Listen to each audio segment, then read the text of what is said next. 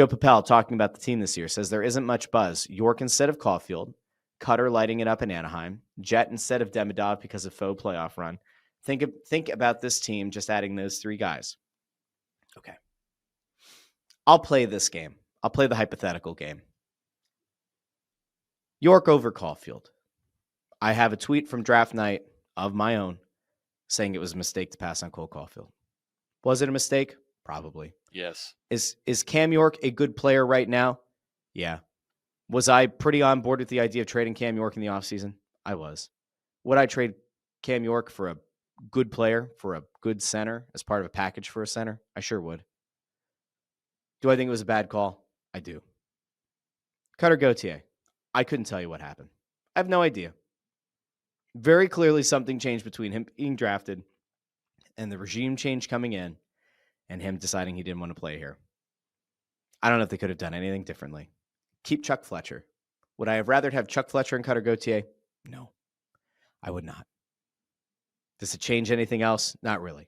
Jamie Drysdale's having a really good season. He's still in that sort of young enough phase of a defenseman where you could say he still hasn't reached his peak. 4 years from now, will we look back on it and say that was a disastrous event? Possibly. Maybe even probably. We could. Yes. But Gauthier right now looks really good in Anaheim. He's playing very well, and he's exactly what this team could have used. They don't have him. I don't know what to tell you. The Demidov thing is actually where I do get upset. It is. Because the Demidov thing was within their control. I don't know what went into Gauthier's decision to not want to play here. I have some thoughts, but I don't know for sure. The decision to trade, or the decision to draft York over Caulfield, prior regime, bad idea. The Demidov thing is upsetting because that was a John Tortorella-led team that was not good enough, that competed in the beginning of the year by running Sean Couturier into the ground, and they went on a bullshit fake playoff run at the end of the year where every point mattered. And that's where Torts tried to galvanize the team, and it blew up in his face. And so you ended up drafting at a spot where you were going to have to take a guy like Jetlachenko. You could also instead make the case that Zeev Buium would have been the better pick. And I think many of us would say, as of right now, the early returns certainly look like Buium would have been a better pick. My upset factor was multiplied because I looked at what the Flyers got in Mishkov, and then I said, Demidov likes Mishkov. They've played together before. This faux playoff thing doesn't matter.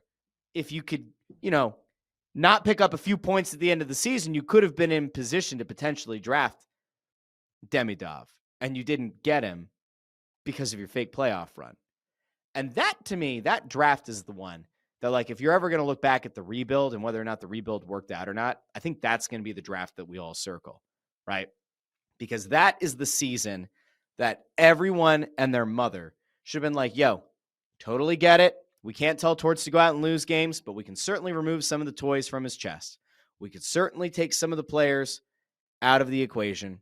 We could certainly not win a few games. Sometimes a coach doesn't need to be given all the tools in the toolbox. Sometimes you trade a guy who's a glue guy, if for no other reason then it lowers your ceiling, it lowers your floor. And for some reason, this team didn't do it, and they were obsessed with the idea of making the playoffs, and so they've got Jetlachenko. Maybe Jetlachenko turns out it becomes an incredible player. I don't think so. But maybe he does. Who knows? Who's to say? But I think you'll drive yourself nuts if you keep looking back on those moves. I could flip this and say, the draft they just had, Porter Martone looks like a stud. And I'm kind of high on the idea of Jack Nesbitt being like an actual top 2 center. And if he ends up becoming a 2C, which is a while away, I'd be okay. Maybe this past draft will be a good one. I don't know. You'll drive yourself absolutely nuts if you. I'll just counter this comment right here. The Flyers drafted Forrester after the Caulfield draft. There you go. Forrester wasn't drafted before Caulfield, so that point's null and void. They certainly did not draft Jetlachenko because they were thinking of Emil Andre. That is not true either.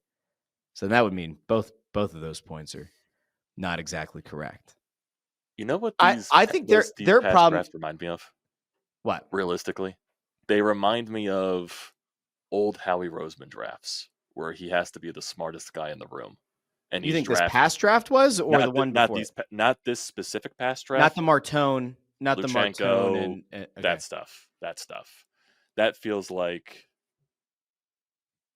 Howie Roseman. You got to be the smartest guy in the room. You got to be the fancy pick. You can't pick best player available. And then, lo and behold, Howie Roseman started picking best player available. They started producing better talent from the draft. I don't know why this Flyers team sometimes just completely doesn't want to draft best player available. You don't draft for need that high in the draft. For some reason they do. I don't know. But this is really because I see so many young players throughout the NHL that are blossoming into stars. And whenever we have a young player here, you got to wait until like he's 25 for him to fully come out. You got to wait, Yeah, we had Mitchkov do it last year. Now he's struggling like ever so often. It's annoying. I'm just tired of it. I want to go back to this really quickly because Nick then elaborated and said the idea of we have someone similar in the system already. It was a direct quote from Danny. I found the direct quote. The quote about why they chose Jet Luchenko instead of Bouillon was this quote: "Well, when you look at our defense, you have it right. I think Zeev Bouillon is going to be a great player, and he's someone we considered strongly.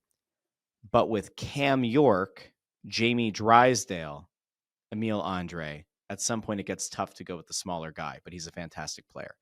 That to me is not the same thing as saying we have Emile Andre. We have Zeev Bouillon at home, and it's Emile Andre. He is one of 3 players mentioned because they were all smaller stature defensemen who seemed to fit a certain profile. But I think that it was more on we already have Cam York, we already have Jamie Drysdale, and in theory we have another small guy in Emile Andre. But that if Emile Andre hadn't been part of the organization, I still don't think it changes the calculus for them that much. But that's just me, and maybe I'm wrong. The Luchenko pick to me was a draft for need and not for best player. And when you're in a rebuild, you have to draft for best player. I don't care if you think the player is redundant 10 times over. You get the best player. That's what. Well, Russ, we can't judge him because he's 19 years old. I fucking swear.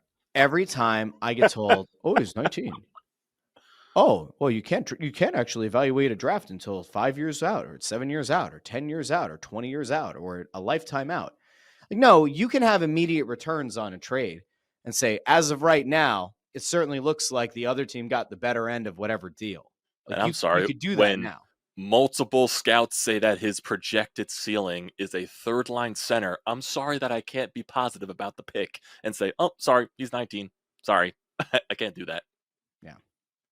See, this is why you need more chaos on Snow the Goalie Press Row show, because I feel like I am chaos.